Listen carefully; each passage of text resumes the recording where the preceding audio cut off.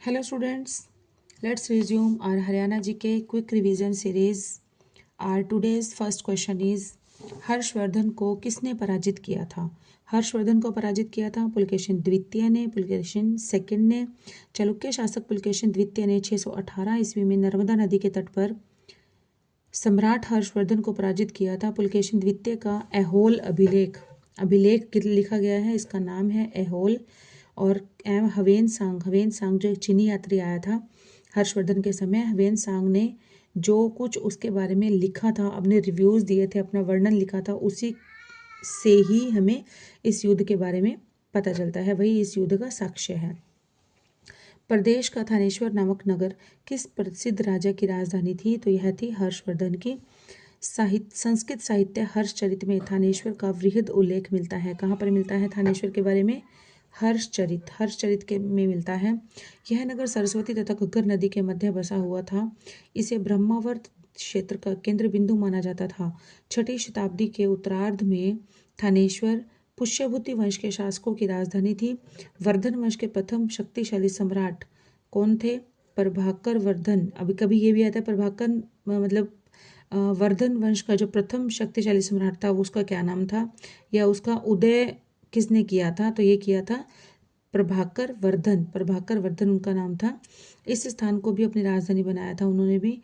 यद्यपि हर्षवर्धन के समय भी थानेश्वर कुछ समय तक वर्धन वंश की राजधानी बनी रही थी, परंतु हर्षवर्धन ने जब थानेश्वर से अपनी राजधानी कहाँ पर स्थानांतरित कर ली थी? कन्नौज में। जब उन्होंने कन्नौज को जीत लिया तब उन्होंने कन्नौज को अपनी राजधानी बना लिया था। महमूद गजनवी ने 1014 ईस्वी में थानेश्वर पर आक्रमण करके यहाँ स्थित पवित्र चंद्र स्वामी मंदिर को नष्ट कर दिया था, और थानेश्वर जो है वह वर्तमान में अंबाला और करनाल के मध्य में स्थित है, कुरुक्षेत्र जिले में है।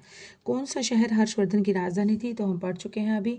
थानेश्वर जो है वो हर्षवर्धन की राजधानी थी। हर्षवर्धन का संबंध थानेश्वर के वर्धन या पुष्यभूति वंश से ही था, और सन 606 ईस्वी में हर्षवर्धन को थानेश्वर की गद्दी पर बिठाया गया था। यह हर्षवर्धन राजगद्दी पर आसीन हुआ तब उसकी राजधानी थानेश्वर थी। बाद में उसने अपनी राजधानी कन्नौज स्थानांतरित कर ली थी। सन 647 ईस्वी में सम्राट हर्षवर्धन की मृत्यु हो गई। बांसखेड़ा अभिलेख का नाम है बांसखेड़ा अभिलेख में राजा हर्षवर्धन के शासनकाल की महत्वपूर्ण घटनाओं और उनकी प्रशासनिक व्यवस्थाओं का उल्लेख मिलता है। राजा हर्षवर्धन ने कुरुक्षेत्र के पास थानेसर में अपनी राजधानी स्थापित की थी। कब की थी? छठी शताब्दी ईस्वी में। छठी शताब्दी 7वीं शताब्दी ईस्वी में, सॉरी, क्योंकि 606 में की थी ना, 606 में की थी इन्होंने और हर्षवर्धन ने की थी। तो ये शताब्दी जब 600 के बाद अगला वर्ष शुरू हो जाता है 600 से 699 तक, तो ये होती है 7वीं शताब्दी। तो यहाँ पर क्या हो जाएगा, क्योंकि जो अगर प्रभाकर वर्धन की बात करते हैं, प्रभाकर वर्धन जो फर्स्ट इनके शासक थे पुष्यभूति वंश के या वर्धन वंश के, उनका आता है तो 6ठी शताब्दी रहेगा। लेकिन अगर राजा हर्षवर्धन, क्योंकि इन्होंने तो 606 में गद्दी संभाली थी, तो उस समय कौन सी शताब्दी शुरू हो गई थी? 7वीं शताब्दी। गुप्त वंश के पतन के उपरांत पुष्यभूति वंश के शासकों ने सबसे विशाल साम्राज्य स्थापित किए थे। इस वंश की राजधानी थानेश्वर हरियाणा प्रांत के कुरुक्षेत्र जिले में जो थानेसर स्थान पर थी। राज्यवर्धन की मृत्यु के बाद प्रथम थे प्रभाकर वर्धन वंश, और उसके बाद 605 में उनकी मृत्यु हो गई थी। तो उसके बाद फिर उनका एक बड़ा बेटा था राज्यवर्धन ने कुछ समय इस गद्दी को संभाला। राज्यवर्धन की भी मृत्यु हो गई, तो उसके बाद इनका छोटा बेटा था हर्षवर्धन। तो हर्षवर्धन ने 606 ईस्वी में हर्षवर्धन थानेश्वर की गद्दी पर बैठा। उस समय उसकी आयु थी केवल 16 वर्ष की आयु थी। थानेश्वर हर्षवर्धन की प्रारंभिक राजधानी थी। शशांक जो था, राजा शशांक था सम्राट, उसको पराजित करने के बाद कन्नौज पर जब जीत हासिल कर ली थी, कन्नौज पर अधिकार कर लिया, तो उसे अपनी राजधानी बना लिया था। Next question is Raja Harshvardhan dash के पुत्र थे? किसके पुत्र थे? प्रभाकर वर्धन के। राजा हर्षवर्धन प्रभाकर वर्धन के पुत्र थे। 606 ईस्वी में हर्षवर्धन को थानेश्वर की गद्दी पर बैठाया गया था। हर्षवर्धन को शिलादित्य भी कहा जाता है। उन्हें परम भट्टारक की उपाधि भी धारण की थी उन्होंने, और हर्ष एक महान लेखक भी थे। उन्होंने नागानंद प्रियदर्शिका और रत्नावली नामक 3 नाटक लिखे थे। हर्षवर्धन की जीवनी किसने लिखी थी? बाणभट्ट ने लिखी थी। बाणभट्ट जो था वो हर्षवर्धन के दरबारी कवि था और उन्होंने ही इसकी हर्षवर्धन की जीवनी लिखी थी। किस नाम से लिखी थी? हर्षचरित के नाम से लिखी थी। हर्षचरित बाणभट्ट की प्रारंभिक रचना है जो कि गद्य के भेद आख्यायिका के अंतर्गत आती है। इसमें 8 उच्छ्वास हैं। इसके अतिरिक्त बाणभट्ट ने कादंबरी की रचना भी की थी। चीनी यात्री ह्वेनसांग किस सम्राट के समय हरियाणा क्षेत्र में आया था? तो यह आया था हर्षवर्धन।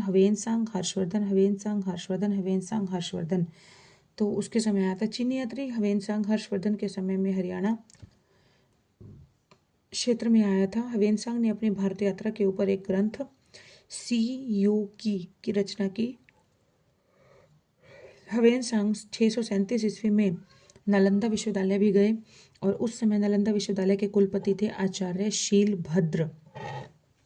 हरियाणा में हर्षवर्धन कालीन ताम्र मुद्राएं कहाँ से प्राप्त हुई हैं? यह प्राप्त हुई हैं सोनीपत से।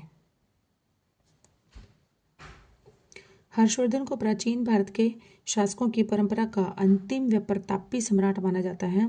हर्ष का जन्म थानेश्वर के राजा प्रभाकर वर्धन के यहाँ हुआ था। उसने कन्नौज को अपनी राजधानी बनाया। हरियाणा के सोनीपत स्थित टीले की खुदाई के दौरान, जब सोनीपत में बना हुआ टीला है उसकी जब खुदाई की गई तो उसके दौरान यहाँ से योध्या काल के सिक्के और हर्षवर्धन की तांबे की मुहरें भी प्राप्त हुई हैं। राजा हर्षवर्धन ने सन डैश में कुरुक्षेत्र के पास थानेसर में अपनी राजधानी स्थापित की थी। तो सन था कुरुक्षेत्र के पास थानेसर में, तो ये इन्होंने की थी 606 ईस्वी में। 606 ईस्वी में की थी। अब 606 ईस्वी नहीं है तो यहाँ पर 700 मतलब 7वीं शताब्दी हो गया। 7वीं शताब्दी, ठीक है। राजा हर्षवर्धन ने 7वीं सदी में या 7वीं शताब्दी में थानेश्वर के पास अपनी राजधानी स्थापित की थी। इनका कार्यकाल 606 से 647 ईस्वी तक रहा है। बाद में इन्होंने अपनी राजधानी कन्नौज स्थानांतरित कर ली थी। ह्वेनसांग हर्ष के दरबार में आने वाला चीनी बौद्ध यात्री था। हरियाणा में राजा हर्ष का टीला कहाँ पर स्थित है?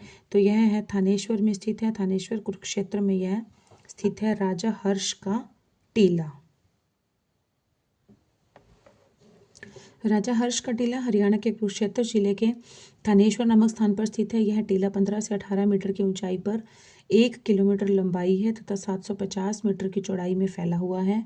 भारतीय पुरातत्व विभाग को खुदाई में अब तक 6 सांस्कृतिक और ऐतिहासिक काल से संबंधित पुरातात्विक अवशेष भी मिले हैं। वर्धन वंश का प्रथम राजा कौन सा है? हम पढ़ चुके हैं, प्रभाकर वर्धन 580 से 605 का सन 580 ईस्वी में इनका राज्याभिषेक हुआ था। इन्होंने राजगद्दी ग्रहण की थी और यह पुष्यभूति वंश के सबसे शक्तिशाली शासक बने। 605 ईस्वी में इनकी मृत्यु हो गई थी। वर्धन वंश का प्रथम स्वतंत्र शासक प्रभाकर वर्धन ही था। ऐसा उनकी उपाधियों परम भट्टारक तथा महाराजाधिराज से ज्ञात होता है। यह सूर्य का उपासक था। प्रभाकर वर्धन की रानी यशोमती से 3 संतानें हुई। इनकी कौन कौन सी? राज्यवर्धन द्वितीय, हर्षवर्धन तथा पुत्री राज्यश्री। 2 बेटे थे और 1 बेटी थी और इनकी पत्नी का नाम था रानी यशोमती। हर्षचरित डैश के द्वारा लिखा गया था? बाणभट्ट के द्वारा। हर्षचरित बाणभट्ट के द्वारा लिखा गया था। बाणभट्ट कन्नौज के सम्राट हर्षवर्धन के राजकवि थे। हर्षचरित से हर्ष के जीवन एवं हर्ष के समय में भारत के इतिहास की महत्वपूर्ण जानकारी मिलती है। हर्षचरित बाणभट्ट का ऐतिहासिक महाकाव्य है और कादंबरी की रचना भी बाणभट्ट ने ही की थी। हर्षवर्धन की जीवनी हर्षचरित एक संस्कृत कवि डैश द्वारा लिखी गई जो उसका संबंध थानेसर से वर्णित करती है। तो किसने लिखी थी इनकी जीवनी? बाणभट्ट।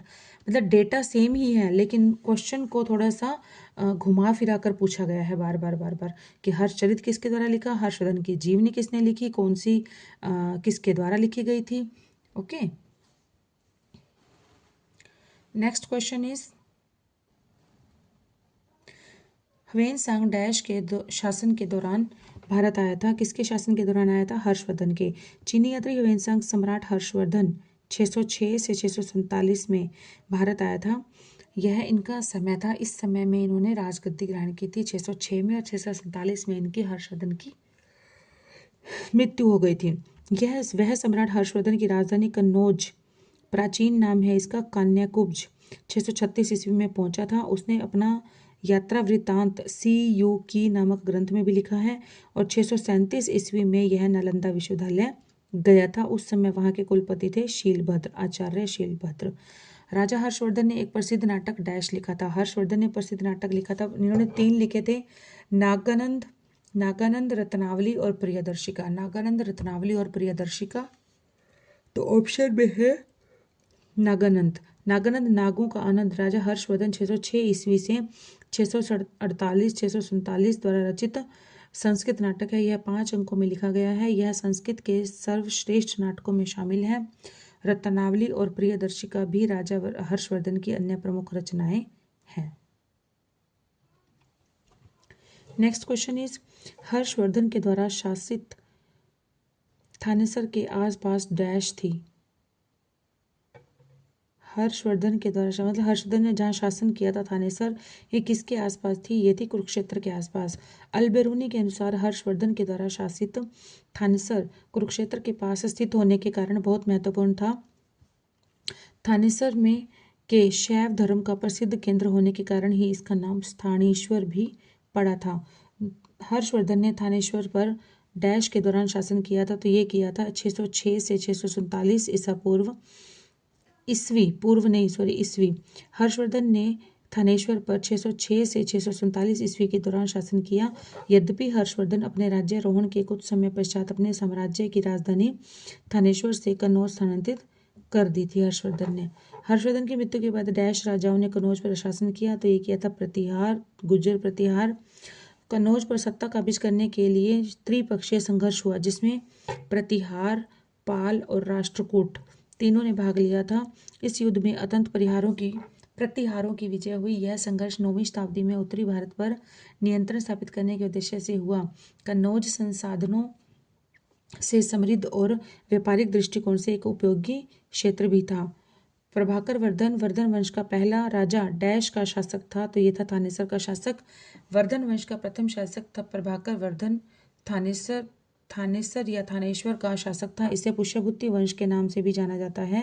इसे वर्धन वंश भी जाना जाता है और इसे पुष्यभूति वंश के नाम से भी जाना जाता है। प्रभाकर वर्धन गुप्त साम्राज्य के पतन के समय उत्तरी भारत में थानेसर के राजा थे, तो ये बने थे 580 ईस्वी में। 580 ईस्वी में बने थे। 6ठी शताब्दी ईसा पूर्व और 7वीं शताब्दी के मध्य तक वर्धन या पुष्यभूति वंश अपने चरम उत्कर्ष पर काल पर रहा। प्रभाकर वर्धन की मृत्यु हुई थी 604 ईस्वी में होने के उपरांत ज्येष्ठ पुत्र राज्य वर्धन और उसके बाद हर्षवर्धन सिंहासनसीन हुए। राजा हर्षवर्धन ने एक प्रसिद्ध नाटक डैश लिखा था। हर्षवर्धन ने कौन सा लिखा था? हर्षवर्धन ने लिखे थे 3 प्रसिद्ध नाटक। कौन कौन से? प्रियदर्शिका, नागानंद और रत्नावली। नागानंद, प्रियदर्शिका, रत्नावली। तो जो ऑप्शन में है देखो कौन सा है, भरतांजलि, नारायणीनम, नागानंद। तो नागानंद है। हर्षवर्धन एक कुशल सम्राट होने के साथ साथ एक समर्थ शासक, कलाकार, लेखक और सभी धर्मों के प्रति एक उदार शासक थे।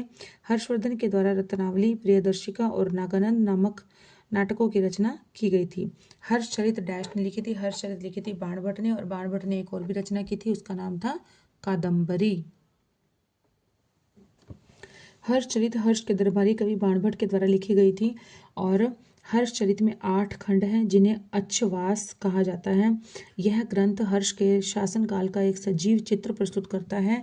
हर्षकालीन भारत की राजनीति एवं संस्कृति के ऊपर भी हर्षचरित से ही प्रकाश पड़ता है। राजा पुलकेशिन द्वितीय जिसने हर्षवर्धन को हराया था, वह कहाँ का और किस राजवंश से था? तो यह का चालुक्य राजवंश से था। पुलकेशिन द्वितीय चालुक्य राजवंश का पराक्रमी प्रसिद्ध शासक था, जिसका शासनकाल 609 से 642 ईस्वी तक था। पुलकेशिन द्वितीय का सबसे महत्वपूर्ण सैनिक संघर्ष उत्तर भारत के सर्वशक्तिमान शासक हर्षवर्धन के विरुद्ध हुआ था। इस युद्ध में हर्षवर्धन को पराजित करके परमेश्वर व दक्षिणापथेश्वर की उपाधियां धारण की थी पुलकेशिन द्वितीय ने। और पुलकेशिन द्वितीय के बारे में हमें ऐहोल अभिलेख से उसके समकालीन कवि स्वीकृति द्वारा लिखी गई प्रशस्ति से भी जानकारियां मिलती हैं। चीनी यात्री हवेन सांग द्वारा लिखी पुस्तक में हरियाणा के निम्न किस नगर की गरिमा तथा शक्ति की चर्चा की गई है? तो यह की गई है थानेश्वर की। चीनी यात्री हवेन सांग 7वीं शताब्दी में चीनी यात्री ने 7वीं शताब्दी में भारत की यात्रा की थी तथा सम्राट हर्षवर्धन के काल में थानेश्वर पहुंचा और हर्षवर्धन के साम्राज्य के साथ साथ थानेश्वर की सामाजिक, राजनीतिक व प्रशासनिक व्यवस्था की भी चर्चा की तथा थानेश्वर को भारत के सुंदर नगरों में से एक बताया। इसकी यात्रा वृतांत CU की नामक पुस्तक में है। नेक्स्ट क्वेश्चन इज, इतिहास में उल्लेख मिलता है कि डैश चीनी यात्री राजा हर्ष के शासनकाल में थानेसर गए थे, तो इनका नाम था हवेन सांग। आप देख सकते हैं सेम डेटा ही है, लेकिन इसमें क्वेश्चनों को घुमा फिरा कर पूछा गया है। बाणभट्ट डैश के दरबार में कवि थे, हर्षवर्धन के दरबार में दरबारी कवि थे।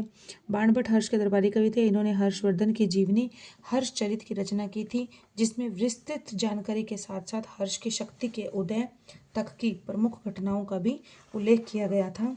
उन्होंने कादम्बरी नामक एक नाटक भी लिखा था। राजा हर्षवर्धन ने अपनी राजधानी के रूप में डैश को अपनाया, हालांकि थानेसर उनकी स्थापित राजधानी थी। तो थानेसर के बाद इन्होंने किसको अपनाया था? कन्नौज को अपनाया था। नेक्स्ट क्वेश्चन इज, 7वीं ईस्वी में कुरुक्षेत्र में राजा हर्षवर्धन ने अपनी राजधानी कहाँ पर स्थापित की थी? तो ये की थी थानेसर में। राज्यवर्धन की मृत्यु के बाद वर्धन वंश का शासक हर्षवर्धन बना। हर्षवर्धन ने अपनी राजधानी कन्नौज को बनाया था। कन्नौज आर्थिक एवं व्यापारिक रूप से काफी समृद्ध था। हर्षवर्धन की प्रथम राजधानी थानेश्वर थी और हर्षवर्धन ने अपनी राजधानी को थानेश्वर से कन्नौज ट्रांसफर कर लिया था। राजा हर्षवर्धन के शासनकाल में दरबारी कवि कौन थे? तो यह थे बाणभट्ट। बाणभट्ट हर्ष के दरबार में दरबारी कवि थे। उन्होंने हर्षवर्धन का जीवनी हर्षचरित्र या हर्षचरित की रचना की थी, जिसमें उन्होंने विस्तृत जानकारी के साथ हर्ष की शक्ति के उदय की प्रमुख घटनाओं का उल्लेख किया है। बाणभट्ट ने कादम्बरी नामक एक नाटक भी लिखा था। राजा हर्षवर्धन के दरबार में बाणभट्ट क्या भूमिका अदा करते थे? तो ये थे इनके अस्थाना कवि, एक दरबारी कवि थे। राजा हर्षवर्धन के दरबार में बाणभट्ट जो थे वो उनके एक दरबारी कवि थे। और पुष्यभूति वंश के जो प्रथम शक्तिशाली सम्राट थे उनका नाम था प्रभाकर वर्धन और उनके रानी का नाम था यशोमती और उनके जो 3 बच्चे थे, 2 बेटे थे और एक बेटी। बड़ा बेटा था राज्यवर्धन द्वितीय, उससे छोटा था हर्षवर्धन और फिर थी उनकी पुत्री राज्यश्री। तो हर्षवर्धन ने अपनी राजधानी थानेश्वर को बनाया था पहले और स्थापित राजधानी थी थानेश्वर, लेकिन उसके बाद जब उसने शशांक राजा को हराकर कन्नौज पर अधिकार स्थापित कर लिया था, तो कन्नौज को अपनी राजधानी बना लिया था, क्योंकि जो कन्नौज था उस समय बहुत ज़्यादा समृद्ध एक क्षेत्र था। और हर्षवर्धन की उपाधियाँ कौन कौन सी थी? एकराट, शिलादित्य, महाराजाधिराज, परम भट्टारक व चक्रवर्ती सम्राट आदि उपाधियाँ उनको मिली हुई थी उनको उपाधियाँ। और ये टॉपिक हमारा यहीं पर ख़त्म होता है, समाप्त होता है। इसके बाद हम नेक्स्ट टॉपिक पढ़ेंगे गुर्जर प्रतिहार व तोमर वंश। और till then students, keep studying and keep hard working and please do support this channel.